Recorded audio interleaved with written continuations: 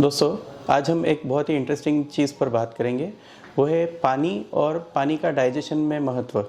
बहुत बार अलग अलग प्रकार के डिस्कशंस होते हैं कि गर्म पानी पीने से कुछ अलग फ़ायदा होता है, या जो लोग ठंडा पानी पीते हैं उनमें डाइजेशन में बहुत नुकसान होता है। तो इन चीज़ों में कितना सच है और कितना झूठ है, इन चीज़ों में कितना तथ्य है कि गर्म पानी या ठंडा पानी पीने से डाइजेशन में बदलाव होता है या नहीं, गर्म पानी हमने सुबह सुबह उठने के बाद पीना चाहिए या नहीं, और उसके बाद वॉक पे जाना चाहिए या टॉयलेट में जाना चाहिए, और खाने से पहले हमने पानी पीना चाहिए या नहीं, ये सारी चीज़ों पर आज हम बात करेंगे। दोस्तों, इसके ऊपर बहुत सारे वैज्ञानिकों ने बहुत सारा रिसर्च किया। सबसे पहले अगर हम बात करें, 2003 में एक रिसर्च किया गया था कि गर्म पानी पीने से क्या अलग फ़ायदा होता है हमारे डाइजेशन पे और एनर्जी एक्सपेंडिचर पे। इस रिसर्च में उन्होंने 14 व्यक्ति लिए थे, 7 मेल्स और 7 फीमेल्स, और उनको 500 ml पानी दिया गया था और एक रूम में बिठाया गया था जहाँ पे इनडायरेक्ट कैलोरीमेट्री नाम की एक टेस्ट की जा रही थी। यानी रूम में जितने लोग अवेलेबल है उनको कुछ भी चीज़ देने के बाद उनके शरीर से कितनी ऊर्जा निकल रही है। ये 500 ml पानी जो है उन्होंने 37 डिग्री सेल्सियस पे दिया था, जो कि नॉर्मल बॉडी टेम्परेचर होता है, और फिर उन्होंने उसके इफ़ेक्ट स्टडी किए कि कितना बॉडी एनर्जी प्रोड्यूस कर रही है। हमारी शरीर का एक बेसल मेटाबॉलिक रेट रहता है, यानी कि आप खाली कुर्सी पर बैठे हैं फिर भी आपका हार्ट, आपका लीवर, आपका किडनी, ये सारे ऑर्गन्स काम कर रहे हैं। ये सारे ऑर्गन्स काम करते रहे इसलिए शरीर कंटिन्यूसली ऊर्जा यूज़ करती है और उससे बॉडी का एक टेम्परेचर बनता रहता है। ये 500 ml पानी देने के बाद इन लोगों में 10 मिनट बाद ये मेटाबॉलिक रेट 30% से बढ़ गया, यानी कि उनका एनर्जी लेवल्स जो है वो 30% से घटने लगा, वो उतनी एनर्जी यूज़ करने लग गए।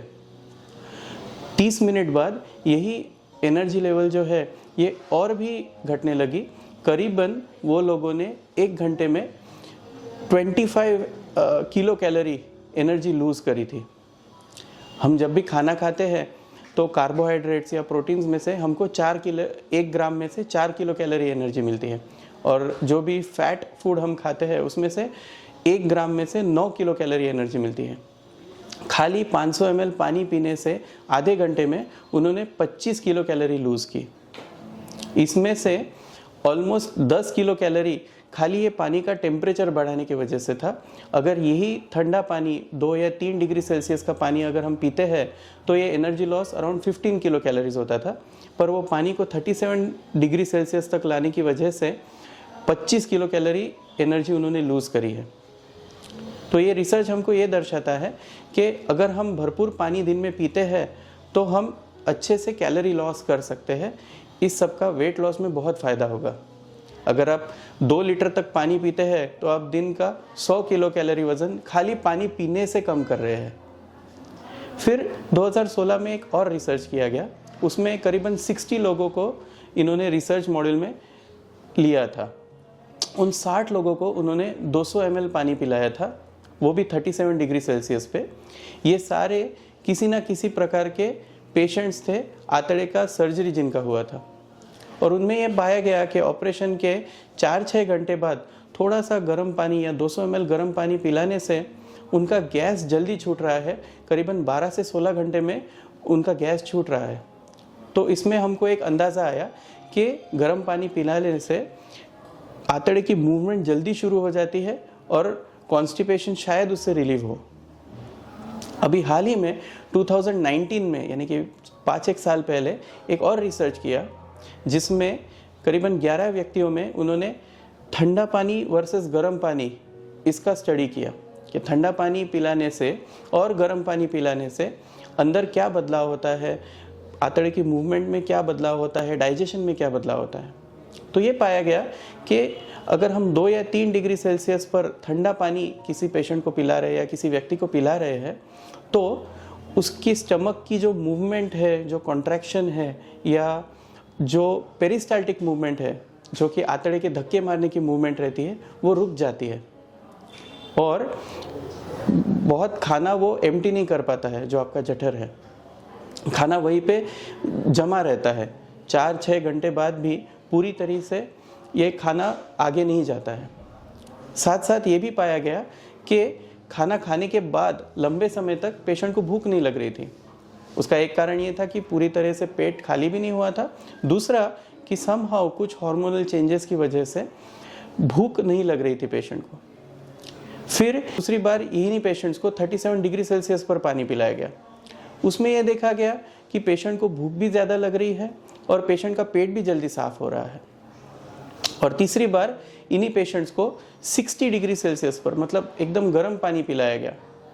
उसके बाद भी मूवमेंट अच्छी नहीं थी, पेशेंट को भूख भी कम लग रही थी और पेट भी भरा हुआ था, जकड़ा हुआ था। तो इस रिसर्च से हमको ये पता चला कि अगर किसी को वेट लॉस करना है तो रादर ठंडा पानी हेल्पफुल है, क्योंकि उससे पेट भी जल्दी साफ़ नहीं हो रहा है, तो थोड़ा बहुत पेट भरा हुआ रहता है और खाना खाने के बाद भूख भी जल्दी नहीं लगती है। जबकि 37 डिग्री सेल्सियस पर एब्जॉर्प्शन भी अच्छे से हो रहा है, जल्दी जल्दी पेट साफ़ हो रहा है और आंतड़ी की मूवमेंट भी अच्छी हो रही है। तो हमने क्या सच मानना चाहिए? हमने गर्म पानी पीना चाहिए या ठंडा पानी पीना चाहिए? तो सिंपल सी बात है दोस्तों, सबके अपने अपने फ़ायदे हैं, नुकसान है। बहुत गर्म पानी पीना या बहुत ठंडा पानी पीना, इतनी रिसर्च से मैं ये गैदर कर सकता हूँ कि हमारे शरीर के लिए इतनी अच्छी बात नहीं है। नॉर्मल टेम्परेचर पानी जो कि 37 डिग्री सेल्सियस पानी है, उसमें सबसे ज़्यादा बेनिफिट्स पाए गए हैं एज़ कम्पेयर टू ठंडा या गर्म पानी। इन टर्म्स ऑफ डाइजेशन बात करें या एनर्जी लॉस के बारे में बात करें तो नॉर्मल टेम्परेचर पानी यानी 37 degree Celsius normal body temperature का जो पानी है, जो कि रूम टेम्परेचर से थोड़ा ज़्यादा होता है, मतलब कि थोड़ा सा हल्का सा गर्म पानी, ये हमारे शरीर के लिए सबसे अच्छा होता है। और दूसरा चीज़ जो हम इन सारे रिसर्च से ये जान सकते हैं कि जितना ज़्यादा हम पानी पिएंगे उतना शरीर को फ़ायदा होगा, उतना हम एनर्जी लॉस कर पाएंगे, उतना हम वेट लॉस कर पाएंगे। और ओवरऑल अच्छा हाइड्रेशन रखने से हमारा ब्लड वॉल्यूम अच्छा बना रहता है, यूरिन आउटपुट अच्छा रहता है, जिससे कि किडनी अच्छे से फंक्शन करती है, डाइजेशन सुधरता है और टॉयलेट भी अच्छे से हम पास कर सकते हैं। कब्जियत की यानी कि कॉन्स्टिपेशन की प्रॉब्लम हमें नहीं होती है। तो अल्टीमेटली ये सारे जो रिसर्च हमने डिस्कस किए, इनका कंक्लूजन एक ही निकलता है कि हमने दिन में बहुत सारा भरपूर पानी पीना चाहिए। धन्यवाद।